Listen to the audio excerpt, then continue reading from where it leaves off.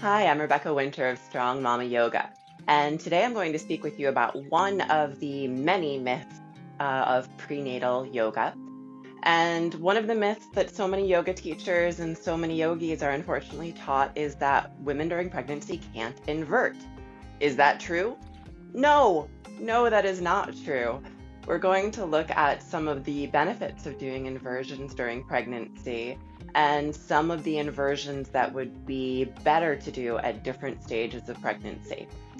So, to start off with, I think one of the reasons this myth exists is that so many of us, when we think of inversion, we think about standing on our head. We think about headstands, handstands, shoulder stands, more advanced poses. And I'd like to say that if you are a yogi who has been practicing for years and you really love getting into your shoulder stand, getting into your headstand, and you have excellent form and are confident doing that during pregnancy, then go for it. The things that we want to be cautious of is the fact that our center of gravity really changes during pregnancy, and we don't want a pregnant student to fall during a yoga practice. So I do recommend only practicing those more advanced poses if you are an advanced yogi. And then as your body changes during pregnancy, especially as you get into the end of your second trimester and into your third trimester, you may find that those advanced poses don't feel comfortable anymore. And especially when you're really nice and full in that third trimester and your center of gravity is thrown off more, that might be when you choose to say, I don't want to do those more advanced inversions. However, there are inversions that you can do in all stages of pregnancy and at all levels. So we do find as yoga teachers that a lot of students come to yoga for their first time when they are pregnant because it is a low impact physical activity that they can do that is both relaxing and helps build and tone muscle. And we can still embrace those students and teach them safe inversions that they can do during pregnancy. So let's talk about those. First off, what is an inversion? It is any time your head is below your heart.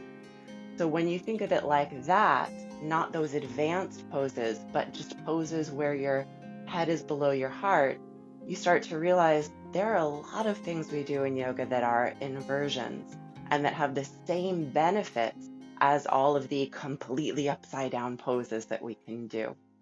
So one of the most simple of those is the forward fold. So let's look at that and how that might change during pregnancy. So forward fold, super simple, right? For mamas that are in honestly any stage of pregnancy, even in your first trimester, I recommend doing a forward fold with your feet at least hip distance apart. That's going to give you a nice solid base.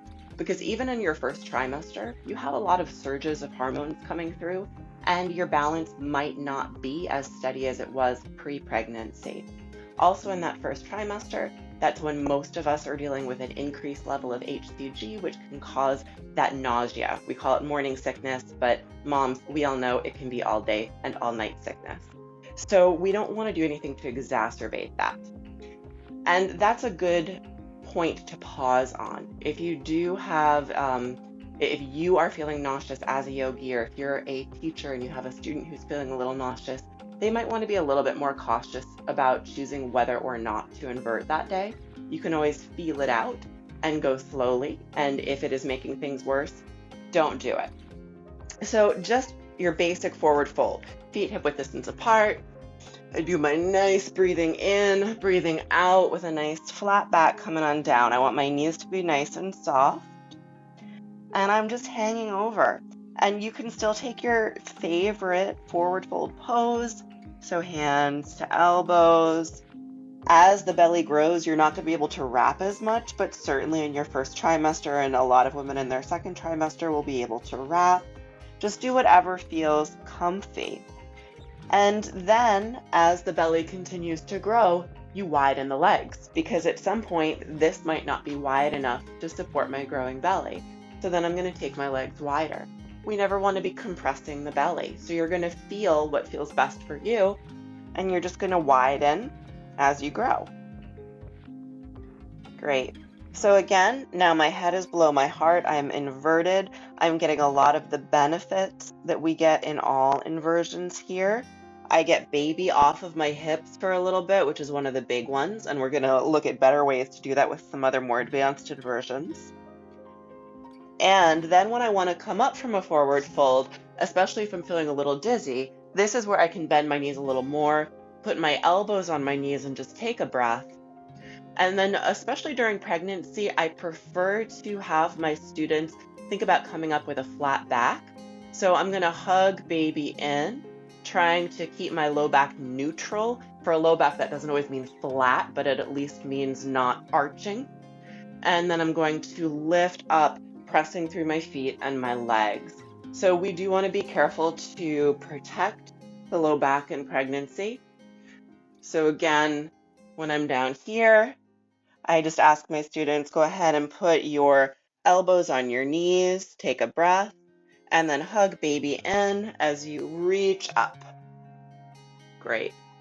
And wide-legged forward folds are excellent as well.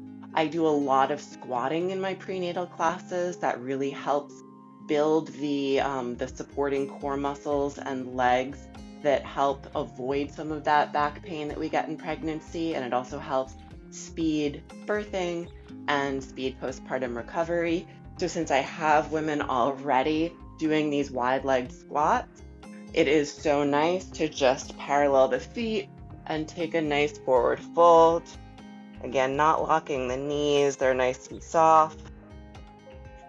And then I have them bring their heels in just a little, bending the knees, bringing the elbows to the knees. And then when they're ready to come up, hugging baby in, maybe hugging in the pelvic floor if they feel that connection, and coming up with a nice flat back. Great, easy peasy. Second most common inversion that we do in yoga, down dog. No reason to not do down dog in pregnancy if you're feeling nice and healthy in your pregnancy. So we've got our standard down dog. Now, as I've shown in previous videos, in pregnancy, I always have women at least take their feet hip-width distance apart.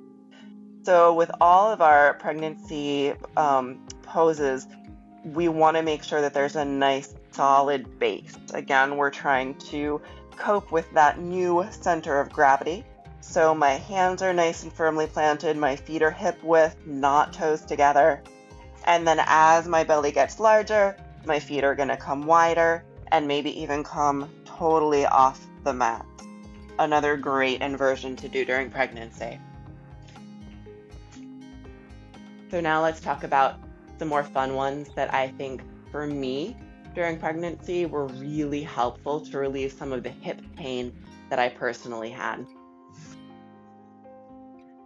So one that we love to do for strengthening and also for inverting is going to be our bridge pose.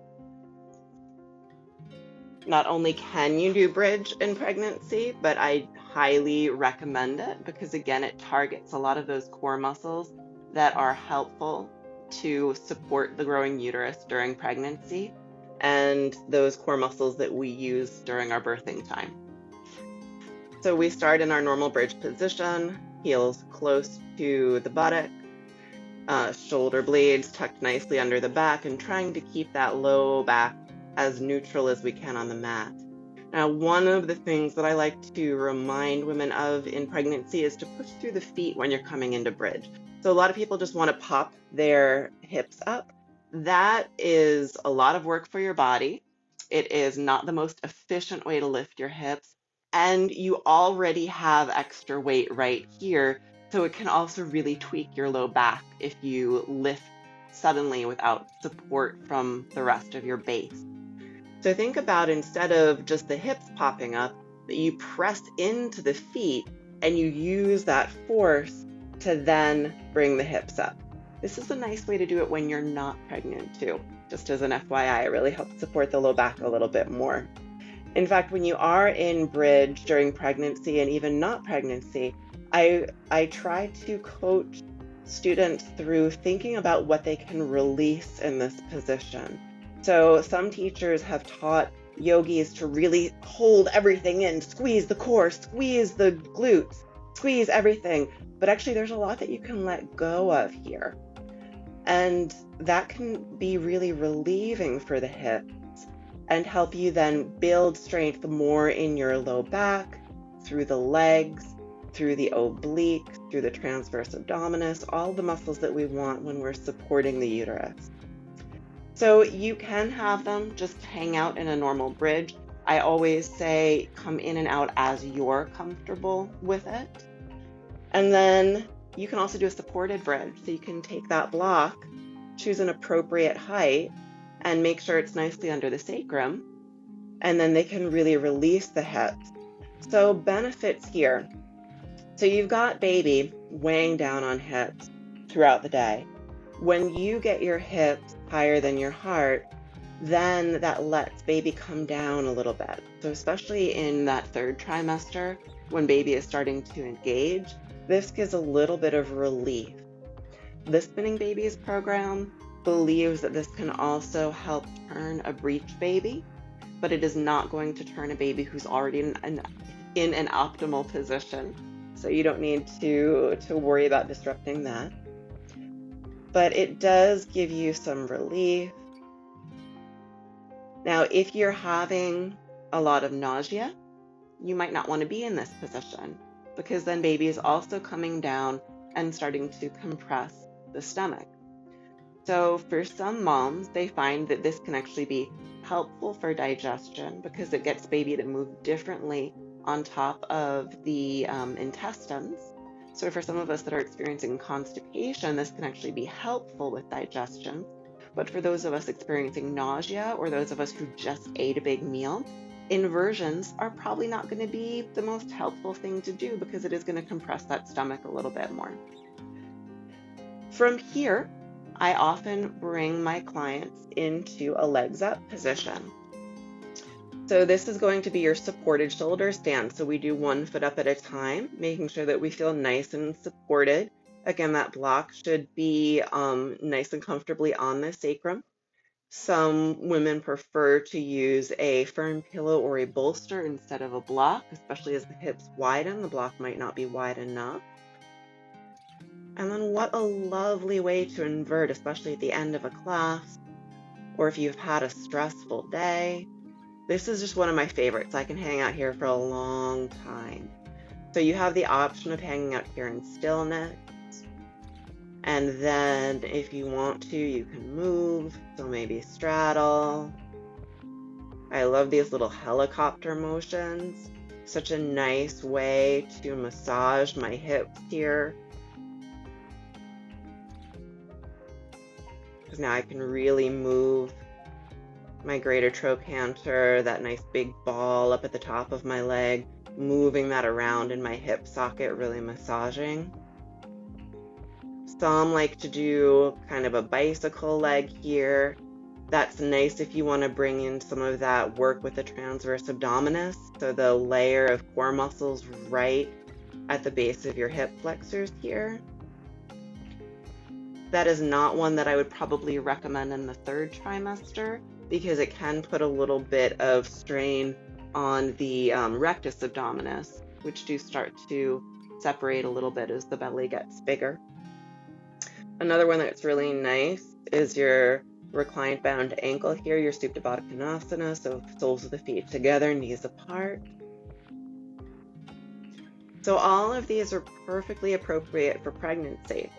And then let's look at the last benefit of doing these feet up, which is if you have swelling, lymphedema in the feet, the ankles, the legs, hanging out in an inversion like this, where your feet and legs are higher than your heart, allows that lymph to come down and come back into the lymph nodes in your groin. So it can really reduce some of that swelling in the legs.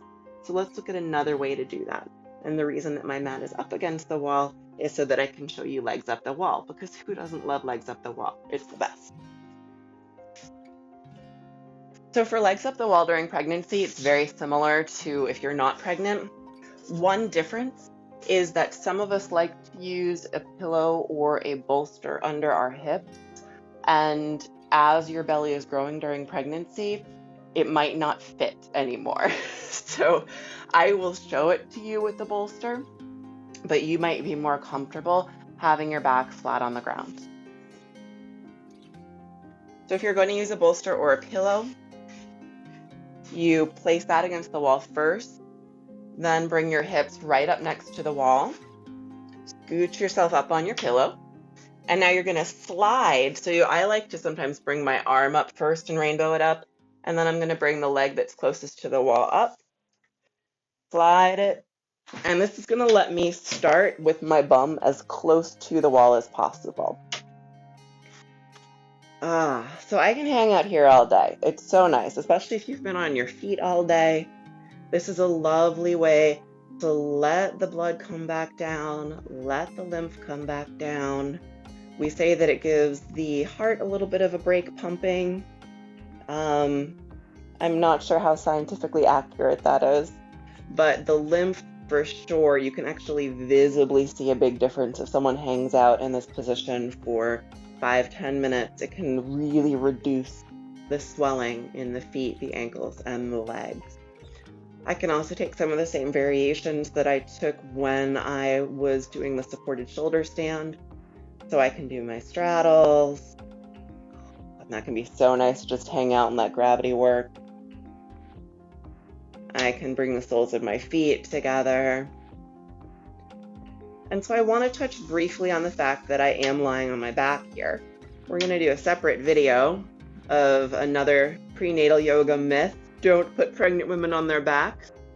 That is generally not true. There are plenty of safe ways to put a pregnant woman on her back, and this is generally one of them. The reason that pregnant women are told not to sleep on their back or stay on their back for long periods of time is that we have an artery down here called the vena cava that supplies our blood flow down to the legs, and baby is also generally in this area, though babies move all around the uterus, so it's hard to know where they're going to be at any given time. If you get into that perfect situation where your baby and or placenta are right over the vena cava and you lie down, the baby can put weight or pressure on that artery and shut it down, or at least tighten it. And then you're going to have a vasovagal response. So your body is going to realize that the blood flow is not going everywhere it needs, and it's going to tell you to move. It's going to tell you that by making you start to sweat, get nauseous, and basically do whatever it takes to say you need to get up and move your body right now. So we don't accidentally cut off our vena cava. It's not something that you lie on your back and all of a sudden blood flow is cut off and horrible things happen and you're unaware of them. If you have a woman who is in this position and she starts to sweat and get nauseous, you have her come out of the inversion. But most of us, especially while baby is still so small, which is true really up until the 3rd trimester, we're fine lying on our backs even for longer periods of time. And then some women, most women in their 3rd trimester can still lie on their backs in an inversion like this for 5 to 10 minutes without an issue. And there are so many benefits of this inversion.